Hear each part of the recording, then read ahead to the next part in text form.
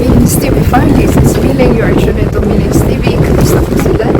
Sa kubay parte ng mundo, sana po ay nasa mabuti silang kalagayan. Tayo po ay may isi-share sa inyo. Ganyan po ang ating item from Temu. Ito po yung maliit na item lamang na nauna lang po ito sa ating mga item kasi kailangan po natin siya sa ating heels na ating purchase na tatlo. So, meron po tayong tawag po dito is soft gel silicone insole. So, itong heels po mas komportable po tayo pagka gagamit po tayo na ganito. So, ating po try i-check. So, ayan po ang ating item. Ating po ating na mag-sanitize kasi kanina po kamay ang ating item na mula. So, maging habit po tayo na mag-sanitize at mag-video at dahan-dahanin din po yung pag-open ng inyong parcel baka po madali. So, ganyan lang naman po siya. So, ang ating item. Ganyan po ang itsura niya. Yan. So, one size fits all daw po ito. Ayan, malambot po siya. Ayan, ganyan lang po. Ayan, so left and right. Ating po i-check.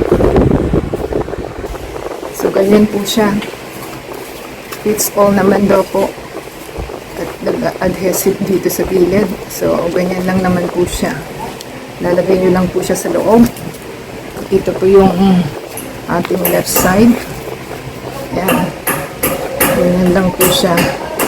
So, yung ating i-try. Ito ang ating old sandals. Ating papalitan. Ayan naman po ating insole na ating insert. So, okay naman po tayo. At medyo comfy naman po siya. So, ito po is size 40 ang ating old shoes. So, comfy po siyang isuot.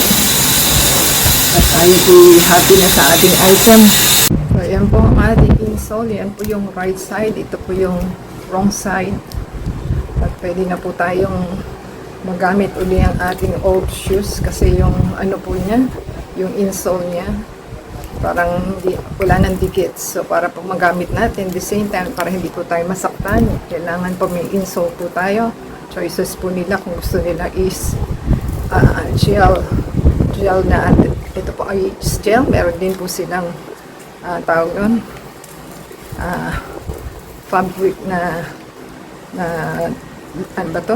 May fabric po. So, atin is yung gel po ang ating chinos kasi pagka fabric po, madali pong masira. Isa ito, pwedeng i-wash. Tapos yung gamitin. So, gel form lang po siya at malambot naman po. So, happy na po tayo sa ating purchasing. Thank you po sa ating Temu at delivery guy at sa ating seller or supplier. So, happy na po tayo. So, legit naman po. Okay naman po. Fits all size. So, till next time po. Try po nilang bumili. Legit naman po siya. Pag-subscribe po sa ating channel. Comment down below sa ating Hinol. At sa Facebook, Twitter, TikTok, and Instagram. So, until next time po. God bless everyone.